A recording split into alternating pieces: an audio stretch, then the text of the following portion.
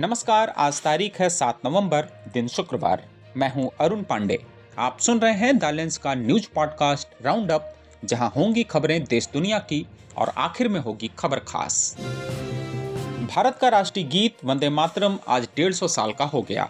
इस मौके पर प्रधानमंत्री नरेंद्र मोदी ने दिल्ली के इंदिरा गांधी स्टेडियम में पूरे गीत के सामूहिक गायन से 1 साल तक चलने वाले आयोजन की शुरुआत की। पीएम मोदी ने वंदे मातरम गीत से जुड़ी बातें साझा करते हुए उस समय की कांग्रेस की सरकार पर तीखे हमले भी किए। उन्होंने कहा कि 1937 में कांग्रेस ने वंदे मातरम के आधे भाग को काट दिया, जिससे धार्मिक आधार पर समाज में फूट पड़ी और देश के बंटवारे की नींव पड़ी। पीएम मोदी के इन ताजा आरोपों पर फिलहाल कांग्रेस की ओर से अभी तक कोई प्रतिक्रिया सामने नहीं आई है। सुप्रीम कोर्ट ने अहमदाबाद एयर इंडिया ड्रीमलाइनर हादसे में मारे गए पायलट सुमित सभरवाल के पिता को राहत देते हुए कहा, पायलट को दोषी नहीं ठहराया जा सकता। जून में हुए इस भयानक हादसे में 260 लोगों की मौत हो गई थी। जस्टिस सूर्यकांत ने 91 साल के पिता से कहा, यह दुखद हादसा था, लेकिन आपके बेटे पर दोष का बोझ मत उठाइए। भारत में कोई पायलट को दोषी नहीं मानता। कोर्ट ने केंद्र सरकार, डीजीसीए और एएआईबी को नोटिस जारी किया है। अब पायलट के पिता और भारतीय पायलट संघ की याचिकाओं पर 10 नवंबर को एक साथ सुनवाई होगी। उधर नई दिल्ली के इंदिरा गांधी अंतर्राष्ट्रीय हवाई अड्डे पर आज तकनीकी खराबी के कारण हड़कंप मच गया। ऑटोमेटिक मैसेज स्विचिंग सिस्टम में गड़बड़ी से एयर ट्रैफिक कंट्रोल ठप हो गया। गुरुवार शाम से ही शुरू हुई इस खराबी के कारण 300 उड़ानें देरी से चली। फ्लाइट राइडर 24 के मुताबिक गुरुवार से ही करीब 513 फ्लाइटें प्रभावित हुई। पायलटों को रूट, ऊंचाई, मौसम की रियल टाइम जानकारी नहीं मिल पाई, जिसके बाद एयरलाइन कंपनियों को यात्रियों को फ्लाइट के स्टेटस लगातार चेक करने की अपील जारी करनी पड़ी। अमेरिकी राष्ट्रपति डोनाल्ड ट्रंप से पूछा गया कि क्या वह भारत आने की योजना बना रहे हैं, तो उनका जवाब था, जी हां, ऐसा हो सकता है, लेकिन कब, इसकी तारीख अभी तय नहीं है।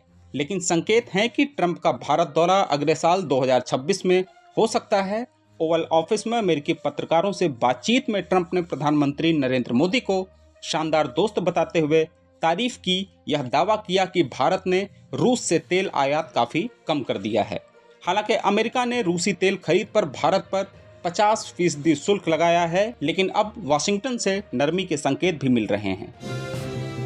हफ्ते के आखिरी कारोबारी दिन शुक्रवार को बाजार बंद होने से पहले भारतीय शेयर बाजारों ने जबरदस्त वापसी की। सुबह सेंसेक्स 632 अंक लुढ़ककर 82,679 पर खुला। निफ्टी 185 अंक टूटकर 25,335 तक फिसल गया। लेकिन दोपहर 2:30 बजे के बाद वैल्यू बाइंग और ग्लोबल संकेतों ने कमाल दिखाया।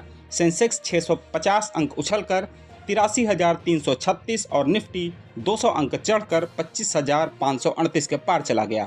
हालांकि बंद होते होते बाजार ने बढ़त गंवा दी और मामूली गिरावट के साथ बंद हुआ। बाजार विशेषज्ञों का मानना है कि ट्रंप के भारत दौरे की खबरों ने बाजार में उत्साह दिखाया, लेकिन अमेरिकी शेयर बाजार अभी भी ठंडा रुख दिखा रहे हैं। बॉलीवुड की मशहूर अभिनेत्री गायकी सुलक्षणा पंडित का गुरुवार रात निधन हो गया। वह 68 वर्ष की थीं और लंबे समय से बीमार थीं।